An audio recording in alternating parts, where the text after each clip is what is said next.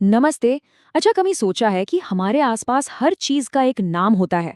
कुर्सी, हवा, यहाँ तक कि हमारी फीलिंग्स जैसे खुशी, इन सब का। तो बस आज हम इन्हीं नामों की दुनिया में गोता लगाने वाले हैं, जिन्हें ग्रामर में कहते हैं संज्ञा। चलो एक छोटा सा काम करते हैं। अभी आप जहां भी है ना, बस 1 मिनट के लिए रुकिए। अपने आसपास कोई भी 3 चीजें देखिए। क्या दिखा? हो सकता है कोई किताब हो, दरवाजा हो, या शायद एक ग्लास पानी। जो भी है, उनके नाम बस दिमाग में रखिएगा। तो आपने जो भी चीजें देखी, उन सब का एक नाम था, है ना? बस हिंदी ग्रामर में इसी नाम को संज्ञा कहते हैं। कितना आसान है, सही कहा। संज्ञा का मतलब ही है नाम। अब देखिए, ये सारे नाम एक जैसे तो नहीं होते। इनको ठीक से पहचानने के लिए हमारे पास है 5 जासूसी फाइलें, मतलब संज्ञा के 5 भेद। चलो एक एक करके इन सारी फाइलों को खोलते हैं और इनके राज पता करते हैं। तो हमारी जासूसी शुरू होती है। सबसे पहले हम दो सबसे जरूरी टाइप को समझेंगे। एक है किसी का खास नाम और दूसरा है आम नाम। देखते हैं आखिर इनमें फर्क क्या है। व्यक्तिवाचक संज्ञा का मतलब है किसी एक बिल्कुल खास, यूनिक व्यक्ति, जगह या चीज का नाम। मतलब वो दुनिया में अपने जैसा बस एक ही है। जैसे आपका अपना नाम, वो सिर्फ आपका है। उदाहरण के लिए, राम किसी एक खास लड़के का नाम है। दिल्ली एक खास शहर है और रामायण एक खास किताब। ये सब व्यक्तिवाचक संज्ञाएं हैं, क्योंकि ये किसी एक स्पेसिफिक चीज की तरफ इशारा कर रहे हैं। अच्छा, तो व्यक्तिवाचक था खास नाम। अब आते हैं जातिवाचक पर, जो है आम नाम। ये किसी एक का नाम नहीं होता, बल्कि एक पूरी क्लास या ग्रुप का नाम होता है। ये एक जनरल नाम है जो उस जैसी सभी चीजों के लिए इस्तेमाल हो सकता है। जैसे लड़का, अब ये तो कोई भी हो सकता है ना। शहर मतलब दुनिया का कोई भी शहर।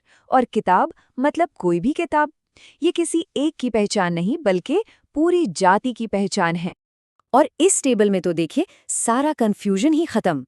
एक तरफ है सचिन तेंदुलकर, जो है व्यक्तिवाचक संज्ञा, और दूसरी तरफ है लड़का, जो है जातिवाचक संज्ञा। एक तरफ है जयपुर, एक खास शहर, और दूसरी तरफ है शहर, जो कोई भी हो सकता है।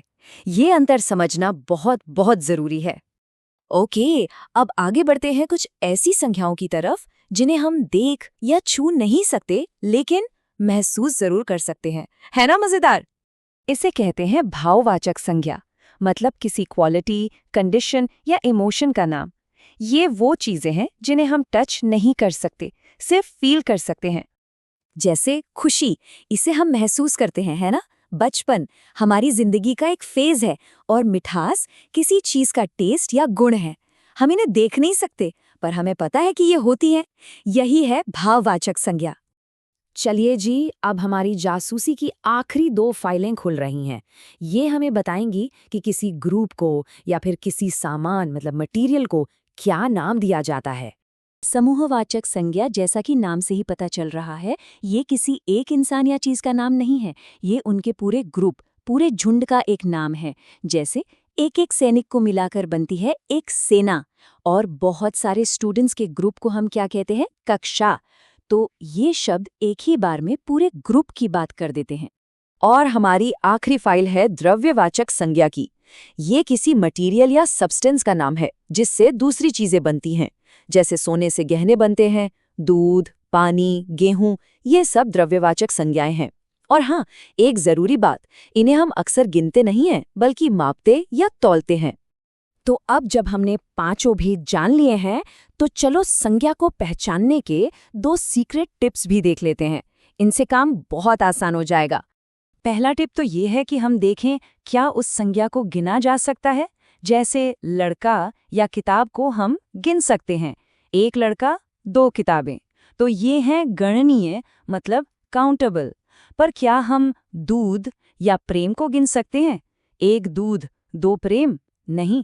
तो ये है अगणनीय या अनकाउंटेबल। ज्यादातर द्रव्यवाचक और भाववाचक संज्ञाएं इसी कैटेगरी में आती हैं। ठीक है, तो थ्योरी तो बहुत हो गई। अब टाइम है ये देखने का कि हमने जो सीखा है वो कितना समझ आया। चलिए देखते हैं कि संज्ञा की जासूसी में आप कितने एक्सपर्ट बन गए हैं। तो पहला सवाल है, लड़का शब्द कौन सी संज्ञा है? व्यक्तिवाचक, जातिवाचक या भाववाचक? सोचिए, सोचिए। इसका सही जवाब है जातिवाचक, क्योंकि ये शब्द किसी भी लड़की के लिए इस्तेमाल हो सकता है। अगला सवाल, दूध शब्द किस टाइप की संज्ञा है? थोड़ा सोचिए। ये एक द्रव्यवाचक संज्ञा है, क्योंकि ये एक मटेरियल है जिसे हम मापते हैं, गिनते नहीं हैं।